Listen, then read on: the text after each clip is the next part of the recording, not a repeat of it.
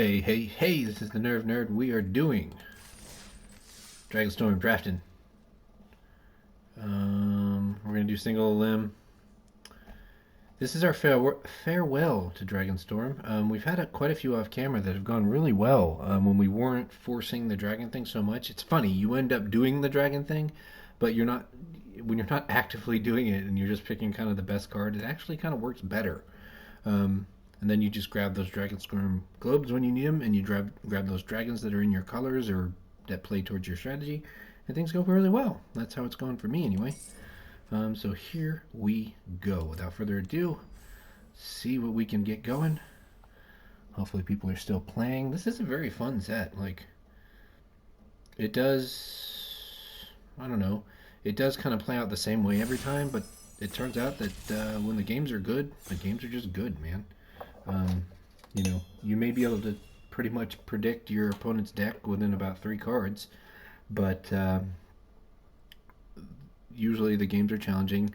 In my experience, it has come down to like basically being 1 turn away from being defeated or 1 turn away from winning myself when I get my butt kicked. Baron Step Siege here, Abzan Mardu. This is an insane card. It's really good. Looking at everything else in the pack, I think it's an easy first pick. Yeah. Baron Step Siege. If you're going wide, you can do Abzan. You get a +1 counter on everything you control. And then on the Mardu side, if you've got mobilized tokens, you're guaranteed to make your opponent sacrifice something at the end of every turn. And these could be things that you just attack into them with. So at this point, I'm going to be looking. If I stay Mardu, then I'm going to be looking to get as many of the Death Touch Mardu guys as I can. That's going to be kind of the word I'm looking for. Also, anything that gives all tokens a bonus. Rediscover the Way. No, I don't like that one. Bone Cairn Butcher is a great one. This gives all of our tokens Death Touch and has mobilized to itself. That makes this guy kind of a powerhouse on its own. Um, Never mind the fact that if I have the siege to go along with it, we're in pretty good shape. So this would also be a good card if we get more mobilized stuff, but it's not something I want to pick highly. Martyr Monument's great here. We're guaranteed to get something useful here. I think this would be great. This land would be great. Like, something is coming back to us from this pack, I think. So that means we're going to want to stay pretty low to the ground. 2 drops and stuff. We're probably going to want these pack beasts. Death Gorger could be good too. Right now I'm having a difficult time deciding whether I should get the Monument or the pack beast. And I think this early in the draft, I think the Monument's the smarter decision.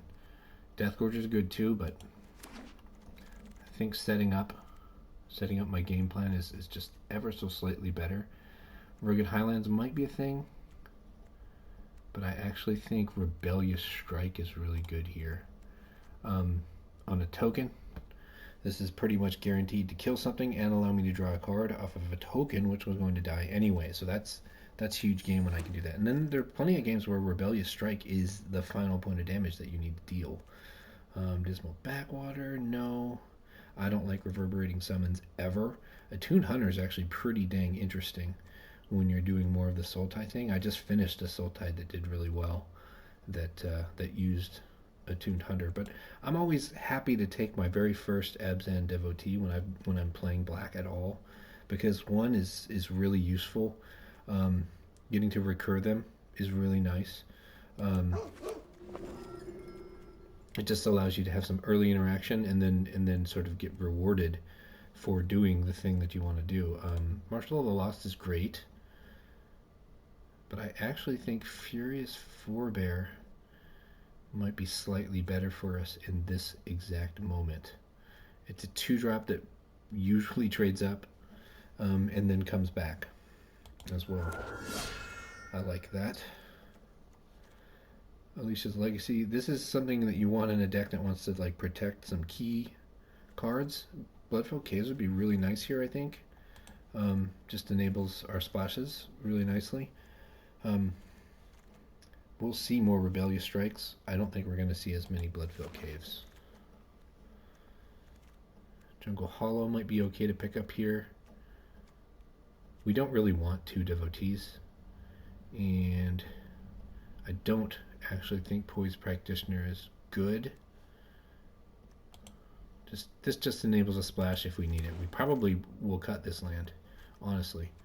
If we're doing what we want to do with this deck, we actually don't want a pseudo off-color thing. I'll go ahead and take the Embermouth Sentinel because it can sometimes be a really important card. Here we can take the Windscarred Crag, Wind Scarred Crag. Let's put this out to the side because we might want to drop it as soon as we can. Respectable Merchant. Not excited about this, but we'll take it. Probably going to get cut, honestly. I don't like Delta Bloodflies. This is the first time I've ever picked it. Well, without it being like the last card in the pack anyway. I'm going to put these 2 cards over here because we don't want to use them if we don't have to. But they may end up making the cut. Put this out to the side because I really don't want to be running it.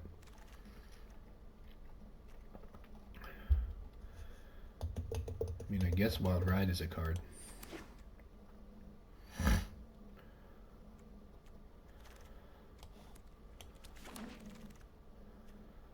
Awaken the Honored Dead. Not bad. Really not bad. I just don't think we're already looking to do the Sultai thing. I think right here, weirdly enough, I think we take a Boulderborn Dragon. There's just nothing that's really exciting to me. Although Strategic Betrayal is good, but I don't like letting them pick. The one thing that's good about this is when you're responding to their turn 2 thing, this is usually at parity. And there's the times when you're playing against a Sultai deck where Exiling the Graveyard is just game over. But then there's the fact that Mardu Devotee is really good in exactly this color structure. So I'm going to go Mardu Devotee. Descendant of Storms. Super good card. Fantastic. Really happy to see it here. We'd love to get this Barrow of Glory back. I actually think Alchemist... There's good stuff in this pack. There's other stuff that's going to come to us here. But I definitely think Descendant of Storms is just too good to pass up here. Inevitable Defeat. Oh, yeah. That's great. I miss getting a globe here, which would be really nice. But I think this is a pretty doggone good removal card. Can't be countered, so that means when they go to try and Serpent Skin Veil it or whatever. Actually, does that still work? I don't know if that would still work. I'm curious about that. Because it doesn't get countered, it just can't target the thing. Dalkelvin Encampment. You get it basically, it's a land with Mobilize 2 on it.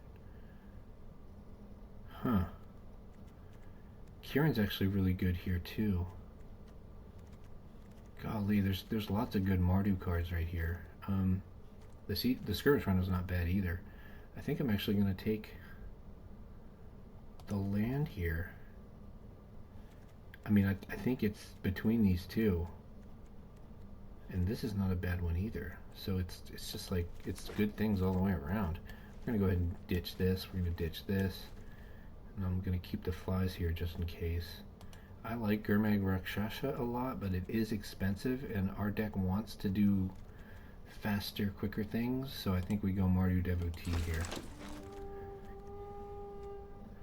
Evolving Wilds looks good. Zergo's Vanguard looks good. Defibrillating Current looks real good. Worthy Cost is probably actually the best thing here. Worst case scenario, we're pitching a Mardu Devotee to kill something better. That's a pretty good worst case scenario.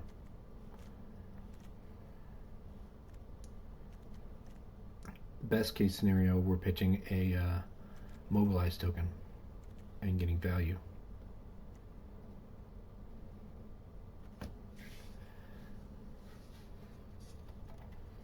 I mean, I'm not even sad about worthy costing away an Embermouth Sentinel.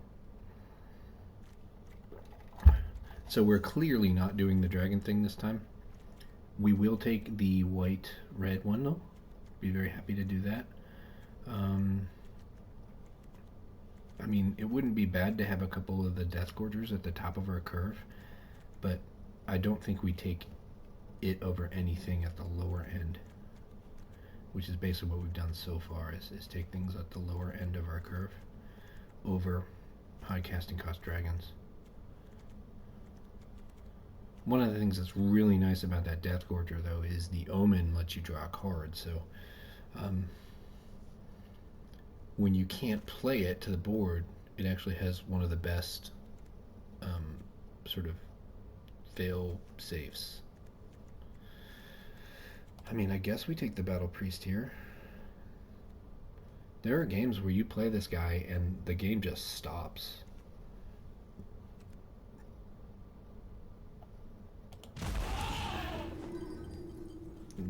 There's certain boards that they can't get through you when you've got this. I'm glad to pick up a Marshal of the Lost here. Our curve is not low enough, I can tell you that right now. And in interest of that, we are actually going to keep the blood flies for a minute. Rakshasa's bargain. I don't think we can float that. I'm going to take the Boulderborn Dragon as a hedge here, just in case we get some sort of weird final pack where this makes sense. This is our first 3-drop here. Not a bad one.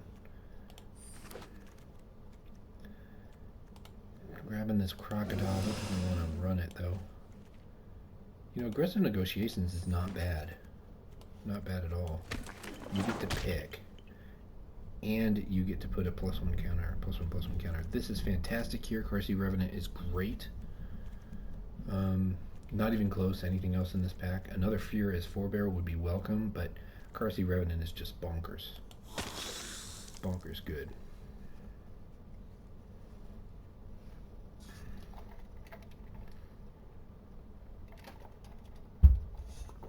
I like the way this is shaping out. I'm going to go ahead and get rid of Wild Ride, because we've got Rebellious Strike as our instant of choice. It's just so that what you get from Wild Ride is the ability to cast it again. What you get from Rebellious Strike is the ability to draw a better card. I want this Dragonstorm, and really there's nothing better in the pack here. We may not play this because you really want to be able to do the thing with it at least once for it to even be a thing. Rock Curse Rakshasa is actually really doggone good. I'm taking it over the land here.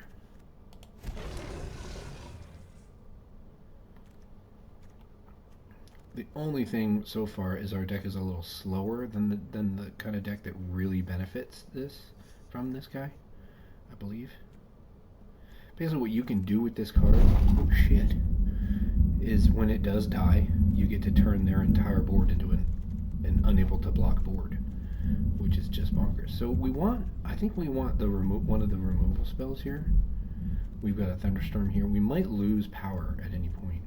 Yeah, it's going to be one of these removal spells. And I think for our purposes here, I think the Detainment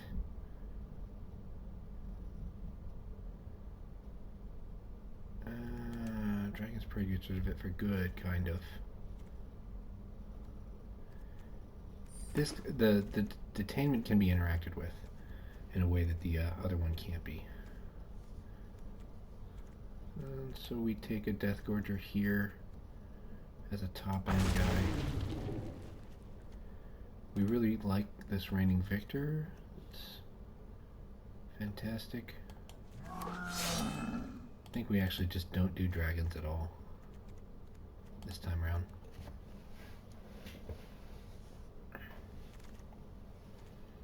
Duty Beyond Death is great. Aussies Exhale would also be nice. Martyr Monument's fine. Martyr Monument actually is probably really good here. I like the Duty Beyond Death, though. I'm really sad to lose that. Another Mardu WT. So we're just going as low to the ground as we possibly can, I think. So much so, I think we're gonna go ahead and take this other worthy cost too. So we're just looking to be able to attack every turn in any way that we can here, and kind of control the game by just being on the offensive and maintaining a strong, solid offense each turn. I'm gonna go ahead and get rid of this Abzan monument because I'm not even interested in stepping into that fourth color actually. Lightfoot technique. That would be interesting. But I think a second martial loss is just fine. We don't want anything here, so we take away the common. We don't want to even play the rescue leopard. It looks like we only are splashing the red, which is interesting. We're basically splashing for 2 cards, Bone Karen Butcher and Inevitable Defeat, which is really kind of nice. So it's kind of where we want to be. So we can actually play 1 mountain, and the thing has given us that, because we want to be able to get it from the Emperor Mouse Sentinel from time to time, if we ever need it. And then looks like we've got a pretty even split on black and white.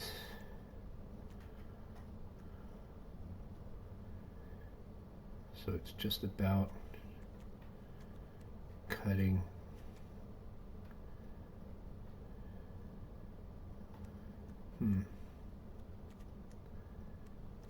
Tough cuts. Well, let's go ahead and get rid of these blood flies. I don't see people playing them. I don't think I should.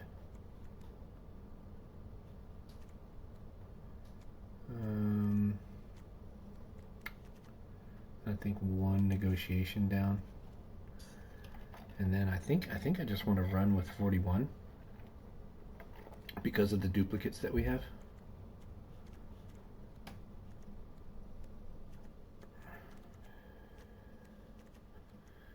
Maybe it's right to drop one of the marshals. Maybe it's right to drop the battle priest. What's my creature count? 15?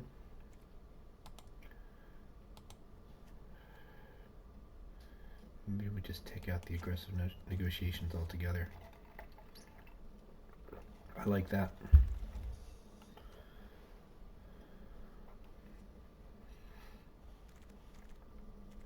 Yep, as aggressive as we can be.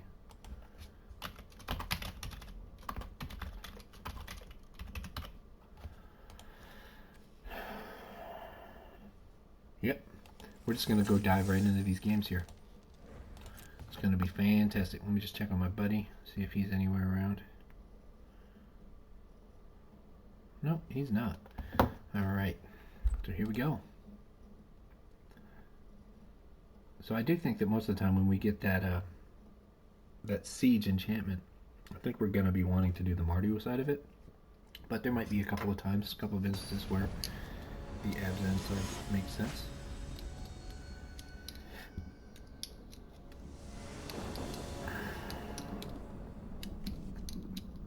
This hand sucks.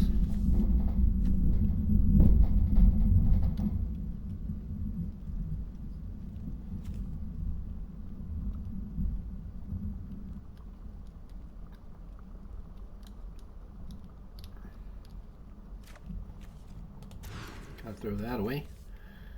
And then we can keep this. We're going to pitch us planes. And this looks pretty good, actually.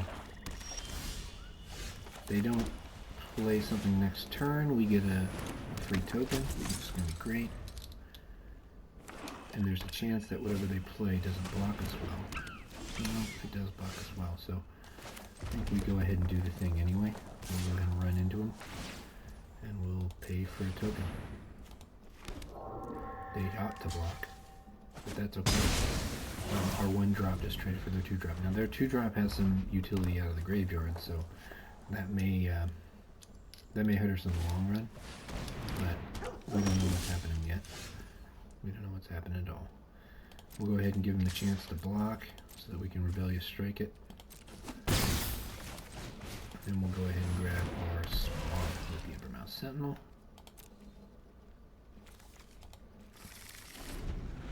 Unfortunately, it puts it on top, but that's fine. We just need to get it.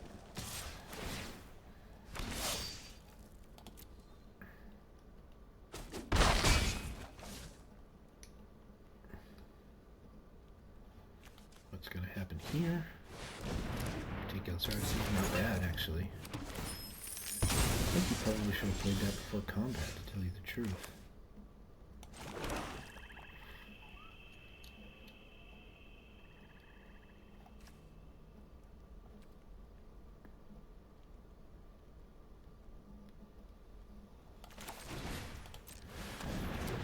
I'm going to do this. I don't know if I like it.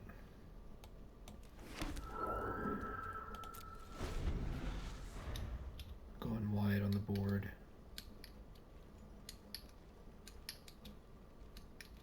This right here, the Kintree Nurturer play is basically to try and mitigate whatever attack he makes. It either draws removal from him right away. Oh my god. Well, that's about the worst thing that could possibly happen. Well, I think this game is pretty much decided.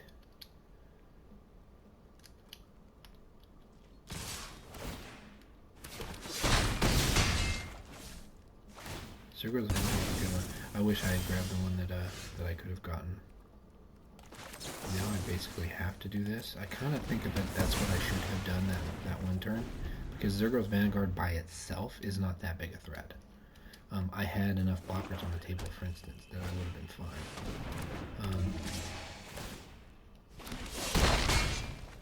I definitely think I made a mistake in how I played this one out. Because I'm losing to this sequence. I do think not using the Dragon Prey or drop was a mistake. I think I would have lost anyway, though. Yeah, I think I was going to lose anyway. He basically had what can be described as the curve out.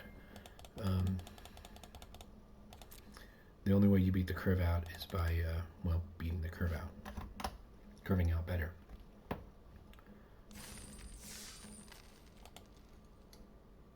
And I don't see the version of things where I was going to do that.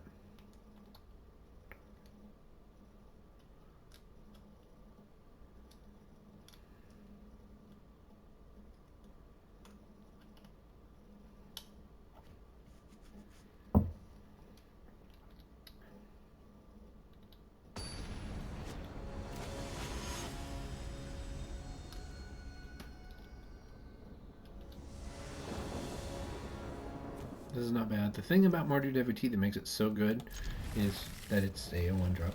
Second off, the scry. The scry is really good because it's basically allowing me to set up the curve out. I can pitch this land that I don't need. I can get another Mardu Devotee to guarantee that every one of my turns here is relevant now. I can even take essentially turn 2 off in a way and play this Bloodfell Cave. And it doesn't impact my game plan at all. Negatively, at least. It's just a land that gets played. Now I don't have to put this 5-drop out when it's not going to be any use, and I could even consider pitching this 4-bear. As a matter of fact, I think I will, because I think I don't need that guy on the table as much as I need anything else that I could get off the top of my deck. Like, imagine if my next card is a Siege. It wasn't, but if it was, goodness gracious, I'd be in such a good spot. The only thing I'm worried about here is the Jeskai card, the Humbling Elder, but it doesn't kill anything, so I was able to attack pretty freely. Karsi Revenant on turn 3. Oh, well, it just gets removed. That's fine. What that means, now I get to play Marshal of the Lost, and we get some good attacks every turn. This is the number of attacking creatures, but the fact that this is also a 3/3 Death Toucher means that there's going to be a lot of times where I can bring him along. I mean, here he probably throws all his tokens in front if I do. So I'm not gonna attack here. If I had a better play next, I would do that. He's Probably gonna put 2 guys in front of this devotee.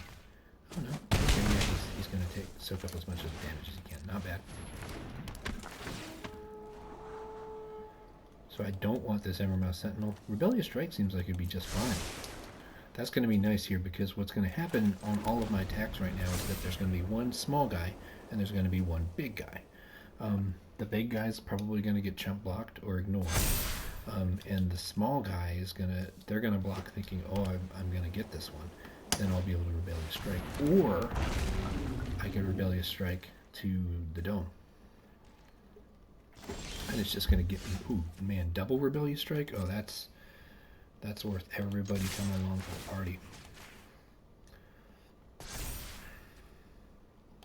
Oh, what am I? I'm dumb. I'm super dumb. I'm still fine with this, though.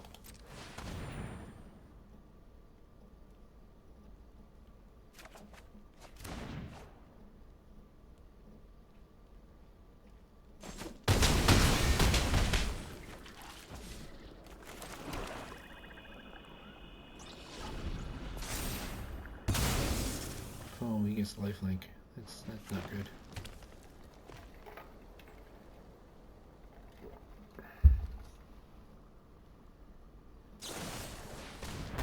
Ooh. He gets so much life from that. That's actually really good. The combination of getting the lifelink reset there. Go. That's rough. Rough on me.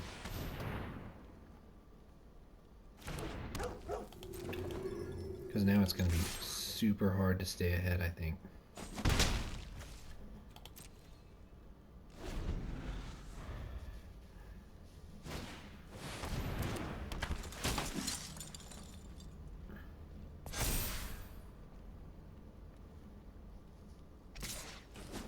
Like a worthy cost.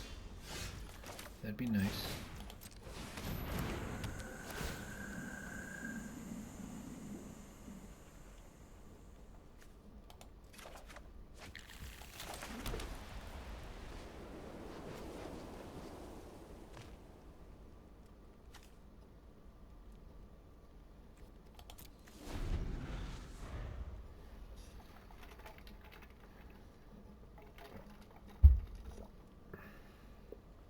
We'll just block the Vanguard, I guess.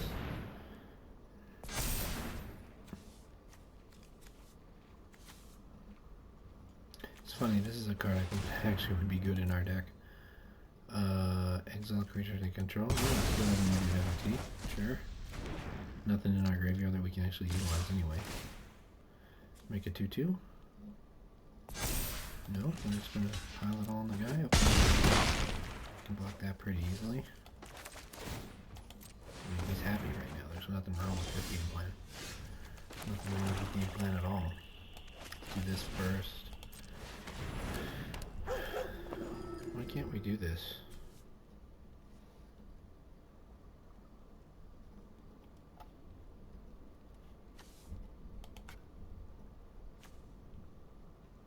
Oh, activated abilities.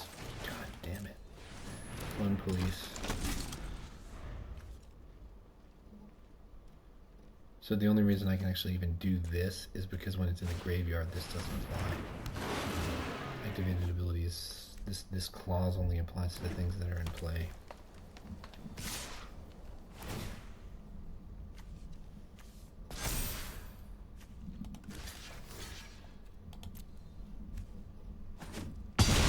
That means this Descendant of Storms is turned off.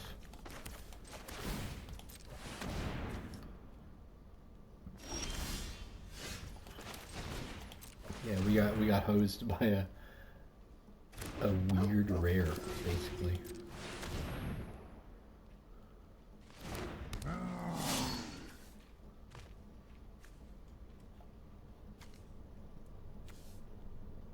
Oh, this isn't an activated ability. It's a triggered ability.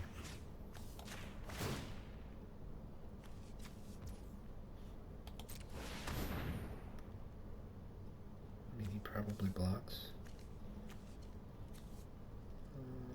Well, he dies if he blocks anyway, so we may as well make the token.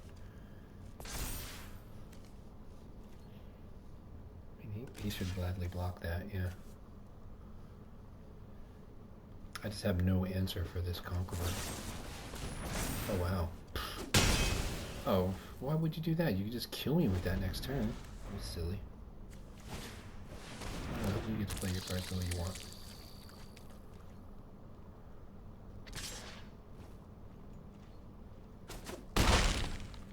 Don't let me get in your way.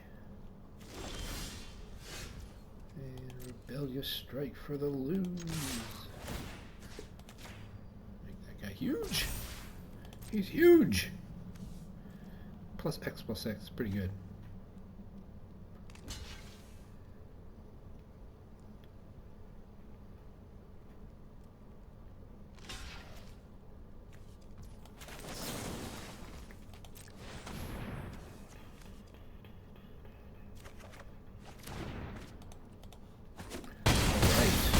So, deck, you gotta start functioning for me here. I'll take a quick peek at what we got in there, under the hood, just to see if there's anything I think should come out.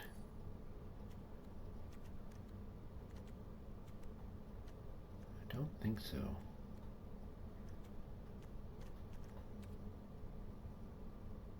Do we have any more removal?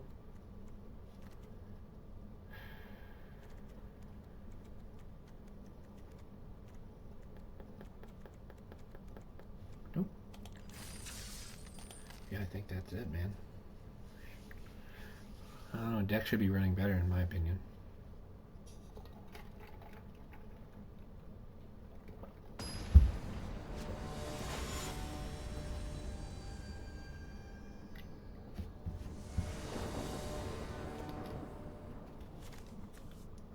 Sucks a little bit because we've got some great one drops and we're not actually going to be able to.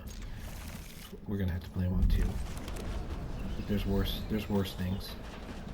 I don't want to. I actually kind of don't want to play the Descendant of the Storms on 2 because I'd much rather play the Cressy Revenant. So we're going to scry and make this devotee. I do think we like this draw. And oh, that's, well, there's a better reason to play the Mardu devotee right there. We get to play both things. I didn't even think about it. This is great here because we can actually go ahead and delay playing the Cressy Revenant. We can endure this guy, and it's very nice. We get 3 damage. And then, if we want to, we can worthy cost the Sidisi, but I don't think we need to. I think Sidisi is a good card. It's fantastic. It actually gets nuts, but I'll know when it needs to go away. And now is not necessarily that time. So I can go ahead and make a spirit here, I think. Dragon's Prey, okay. Fair enough.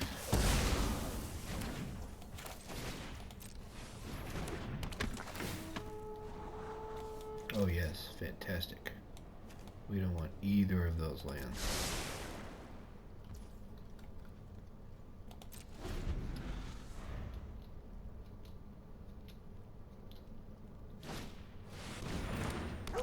See, that's something we'd really like to worthy cost away, so. Let's try this though.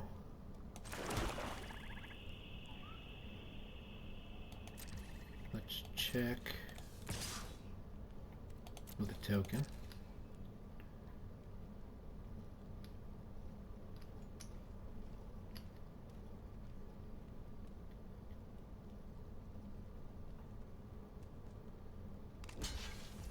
Okay. Fine with surrendering a token and getting to draw a card here. Go ahead and make the Revenant. Really sad if he has a way to deal with the Revenant right here.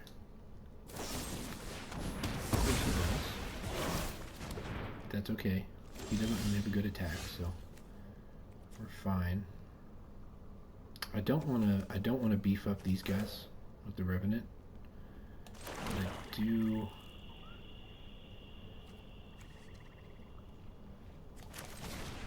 think that I want to get rid of that thing.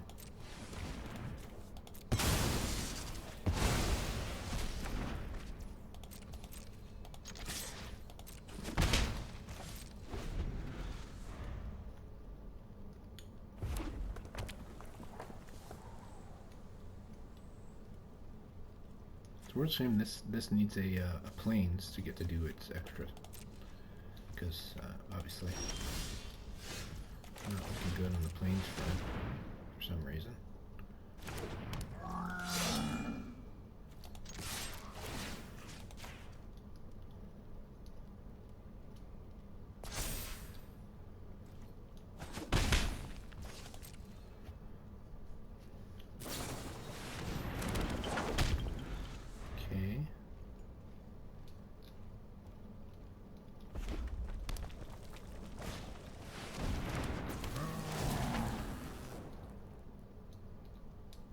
Interesting.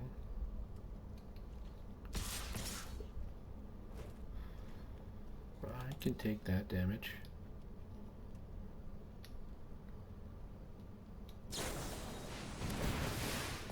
Interesting.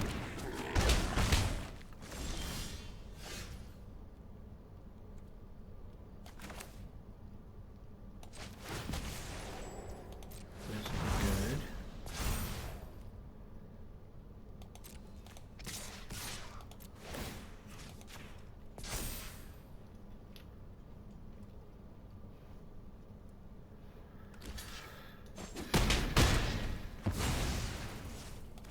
I'm going to make the Rakshasa I'm going to worthy cost the Tirsa, and then I can use the Rakshasa ability if he makes anything that I am not happy with him blocking about.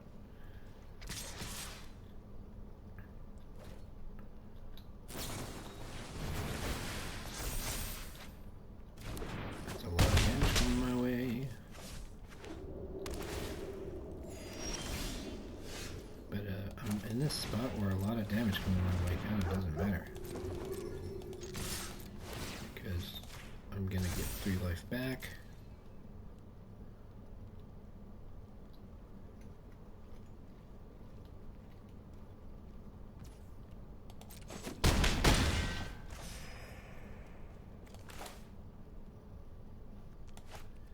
I'm not even gonna bother with the Rakshasa here. I'm gonna feel really dumb if I get got. I think I'm okay. He had the kind of deck here to where a really explosive turn with lots of drawing and lots of trick playing could have been really good, but he couldn't handle that life gain that I was getting. It was a really good deck, though. I actually think that it was pretty clever how it functioned.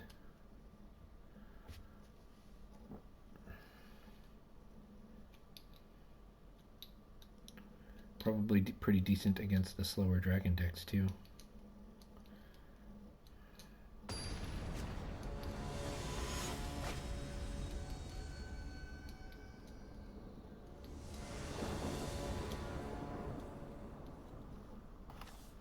Don't care for this hand, but I'm going to keep it.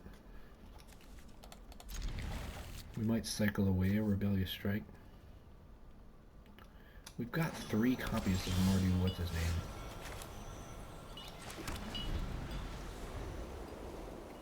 Mardu Devotee.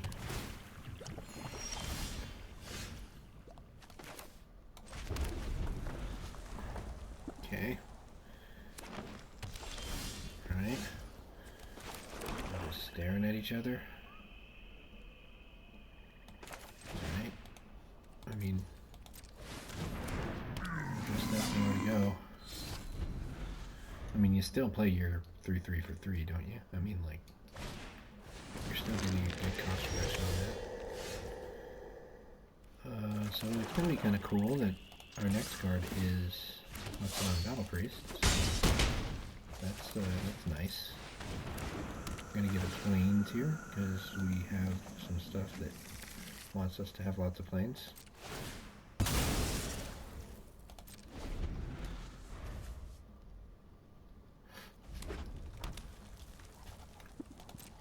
Interesting.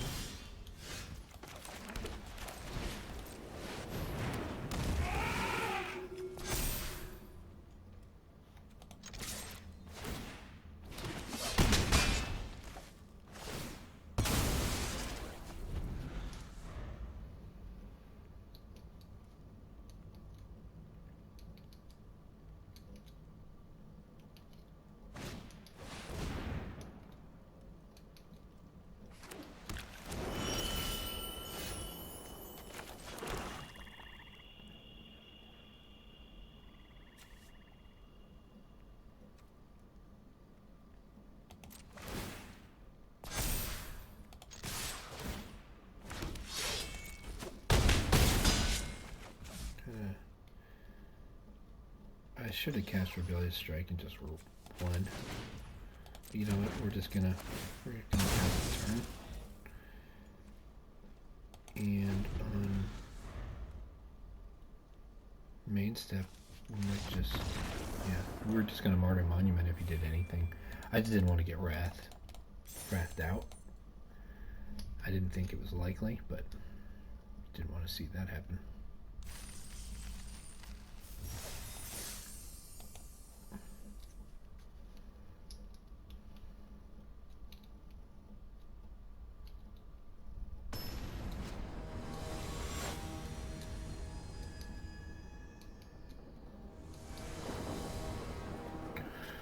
Alright, Descend on the Storms, turn 1. Sucks that we don't have a second color here, and more importantly, black, I guess. But basically any of our devotees and or a swamp, or either of our duels, I think both of our duels will be black. So the odds are in our favor for us to be able to get access to our black. Oh, I don't like that play so much. I don't know, I mean, the thing with Curse Rakshasa is you kind of want it to do its thing.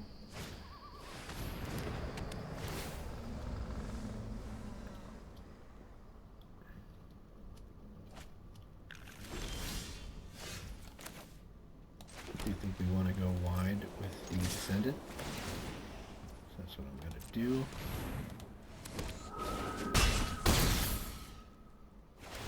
This guy's got the cage, so he's got to go away.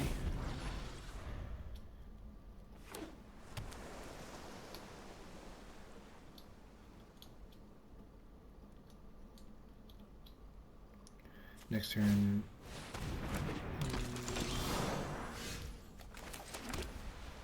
Yeah, I think we go to play this guy. We don't have reds, we gotta pay 2. We'll just stick the +1 and Indestructible and Descendant just so that it gets its damage through. Unless it disappears. Oh, we just deny it, okay. So now we can't attack, so that's unfortunate. That's okay, this thing here is not a threat. And he doesn't really need it from the Mana Filtration. We are in a bit of a spot, though.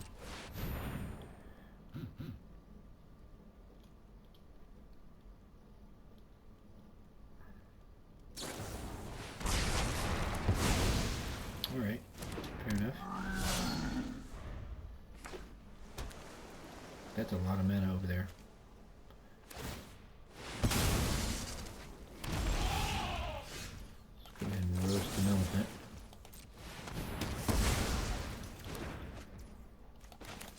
And I think we have to trade into this devotee. We can't even take Karsi Revenant. We don't have 2 black. I think this is the right play right here, though. Oh, good. I thought that he couldn't target himself for some reason.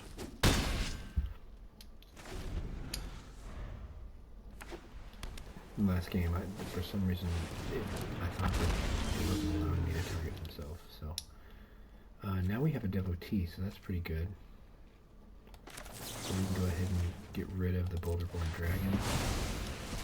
You know, hefty amount of damage there.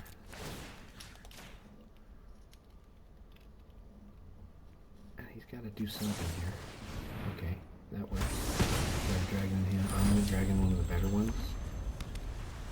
He's got a really crappy hand here in terms of like, yeah, he's got to put all of his counters on the armament dragon, right? He's going to put one here. Oof. Sucks to be him. I mean, he's not dead yet. By any means. He's just got to do something here, I think. And that's not it.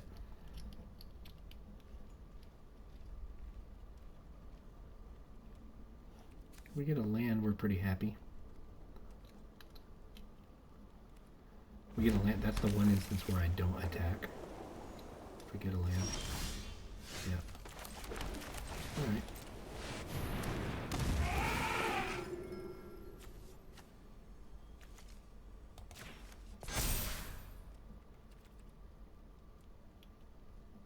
Yep. Now if we get removed here, I'll be super sad. This guy just gets killed. Just be the worst. So we don't have enough mana to play the Marshal and have Rebellious Strike up, so I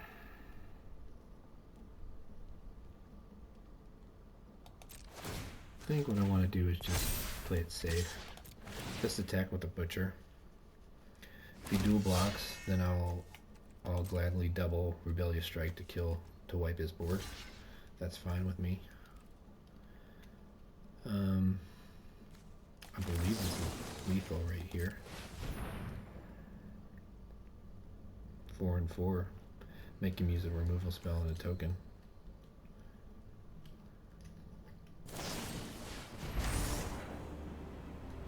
Okay, he's going to get to gain the life.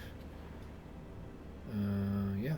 So I still think I do this, just to keep him really low.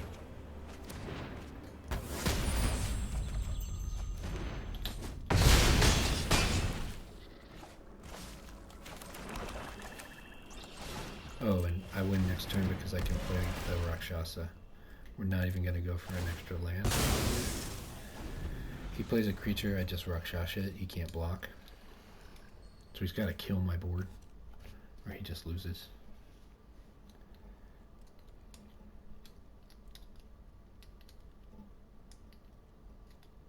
Rakshasa. Rakshasa is such a weird word.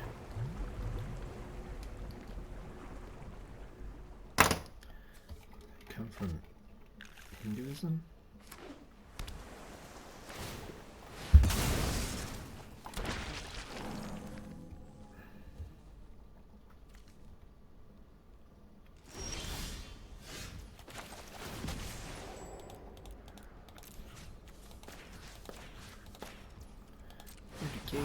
Can't block a dang thing.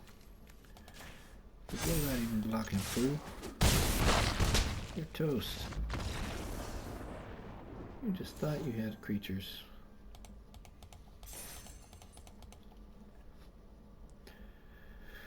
Alright, at least this is going somewhat well, other than those first two just like no contest losses. 4 is really the point where I'm happy, because if I do 4, then with this gem total I get to do another one. I think we will. I think we will just go straight through, do another one.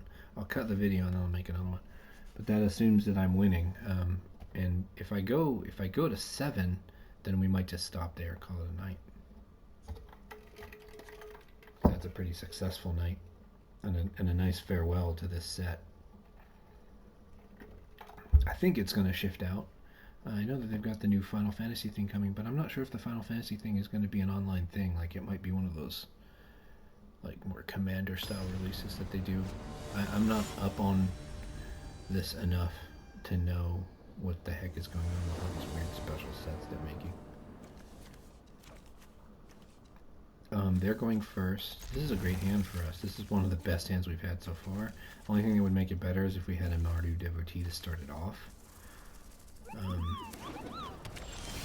But as it stands, this isn't terrible. We'll go ahead and do this because there's no reason to put an untapped land in yet. And gonna be the forebear first because it trades up just about anything. And if it gets removed, we're not really even that sad. If it gets exiled, we kind of not thrilled, but go ahead and check with an attack. And I say we just play our best card. Probably going to get killed, but Carsey Revenant is one of those cards where if it's in the graveyard, it's kind of still a threat because it can put its business on anything you want to put it on.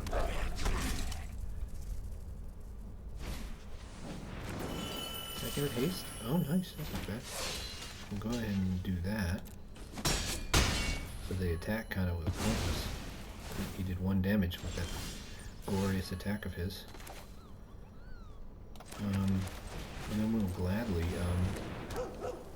worthy cost, we'll get rid of the Abzan Devotee, which we can bring back.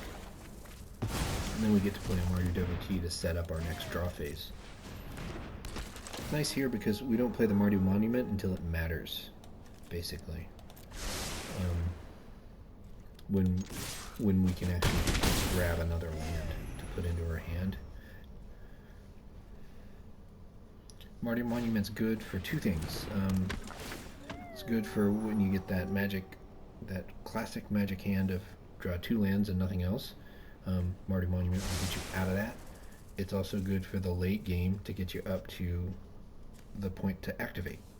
So when you drop it on, say, turn 4 or 5, you're getting that land that you need to do the thing that advances the game. So it's great. Great in that instance. If you trade here, that's fine. I love it. If you don't, I'm happy too. We'll go ahead and get this guy back because there's not really a better time to do it. Now it's great too because if you play something scary like a 5-drop, then I'm just going to sacrifice the devotee to it to kill it. This is a good 4-drop here. Oh wait. Oh, he didn't get anything back. I thought he would. Oh yeah, he didn't have anything that was dead that could come back because I exiled it. Okay. So we don't have any attacks unless we just do this, which I'm fine with doing.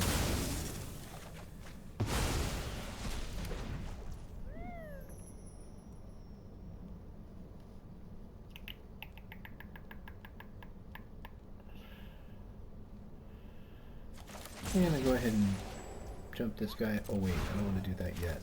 I want to get a land first. I'm gonna go ahead and grab a mountain.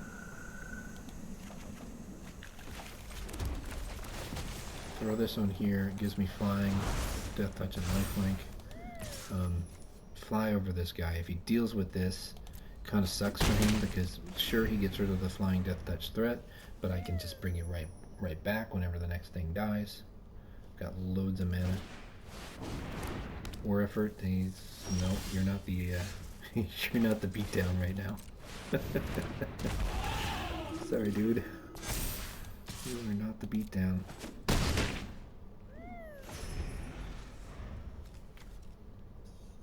War effort. Beatdown. War effort's a great card when you're ahead. When you're behind, it's kind of bad. And I mean, he just got unlucky here. I think he's not dead yet, but pretty close to it.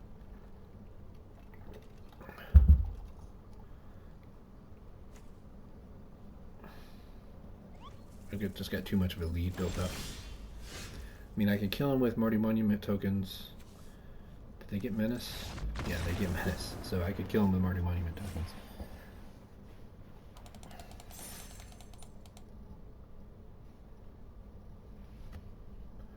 All right, so we got to Happy Town. We get to one more, and we're to really Happy Town because then I actually gained 100 gems out of the deal, plus the cards that I got. See, that's the thing you got to remember too.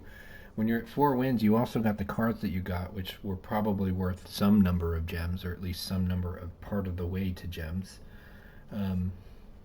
So four wins is not bad. 4 is also when you start to go up in rank as well, because you've won more than you lost.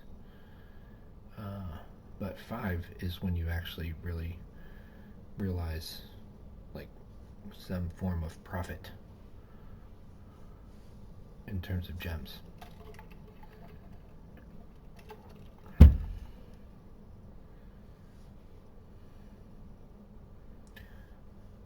At least when you're buying in with gems, which is what we did here.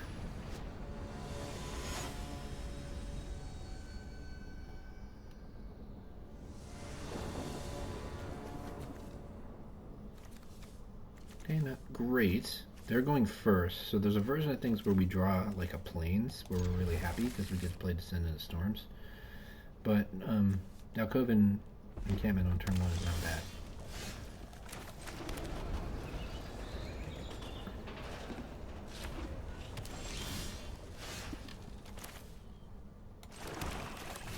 Okay. We really need to get to that 4th land here. But the nice thing is it doesn't have to happen this turn, it can happen next turn.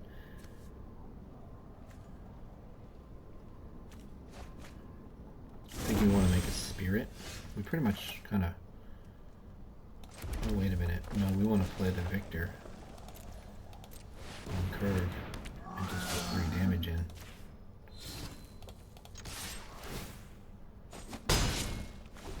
We gotta capitalize on the fact that he might be stuck. Probably not after pitching away. Oh wow, really unlucky. Really unlucky. I'm sorry. I'm sorry, whoever I'm playing here, Kamen. That sucks. You have to have built a deck better than that.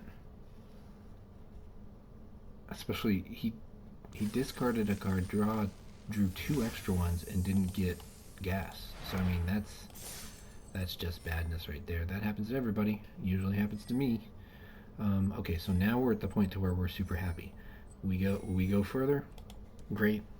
Even better if it's on camera here, because golly, lately all of my camera drafts have been so bad. And it makes me so sad because a lot of my off-camera ones have been just phenomenal. Unexpectedly so most of the time too. They get to go first again. Yeah, alright. This guy's ranked too, so pretty low, but that's higher than me, so something, right?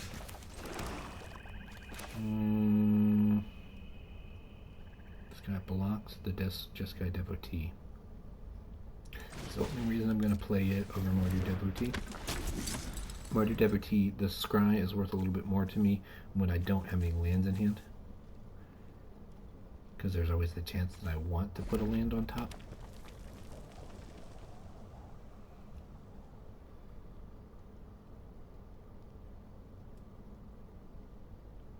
And I'm perfectly fine with blocking this guy, unless he's coming at me as a 3/3. Then obviously I'm not doing that.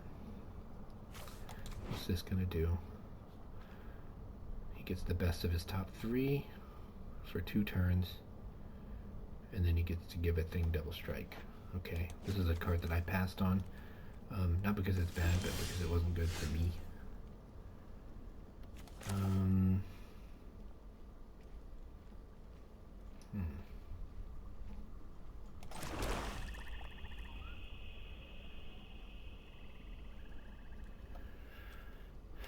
Well, we attack. I think we play the Revenant.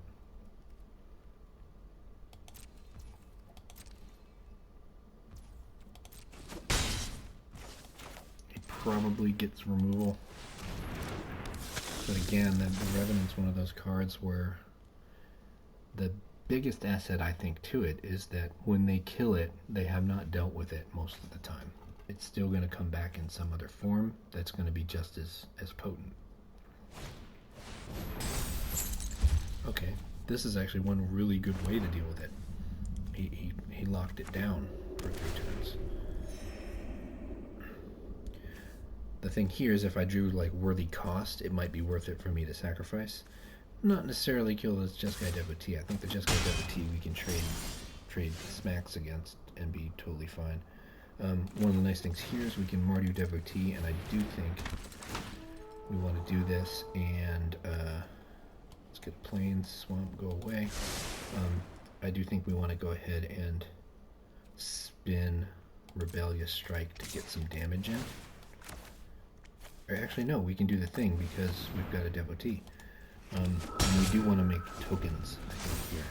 We've got, oh no, this game we don't have the siege. We had the siege last game where we just got conceded to like right away.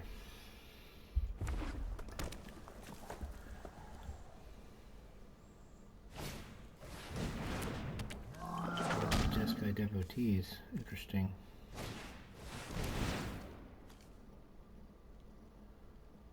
Okay. Don't have trample.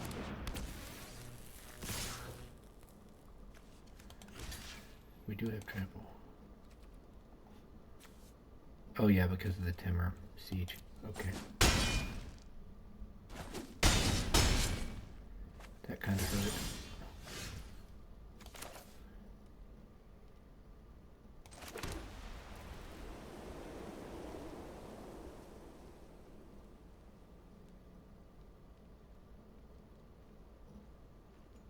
I'm not sure what our best play is here. The trample is actually pretty gnarly.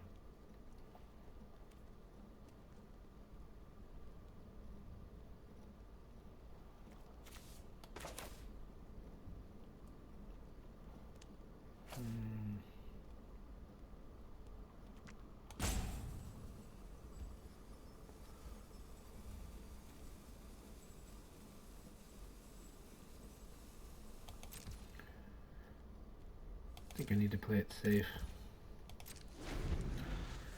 Keeping Dragon's Prey up.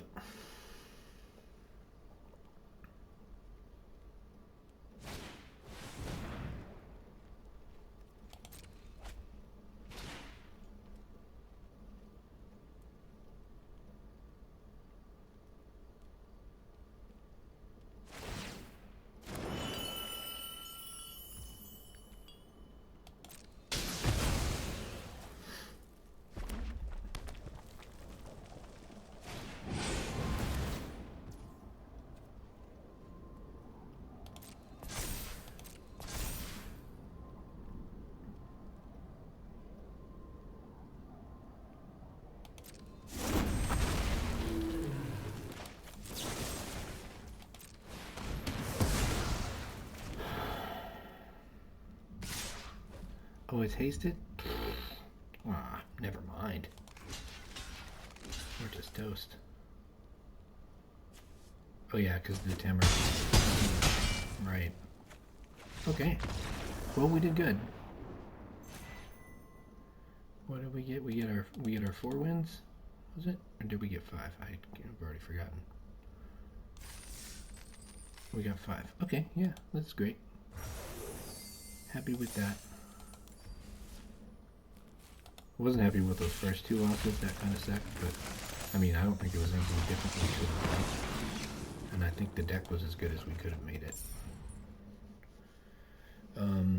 So, that's that draft. I think what we'll do is we'll go ahead and pick the cards for the other one. And we'll just see what time it is. Yeah, it's not too late, actually. We can probably do a whole nother draft. I'm the Nerve Nerd. Hope you've enjoyed what you've seen here. We'll get back to it.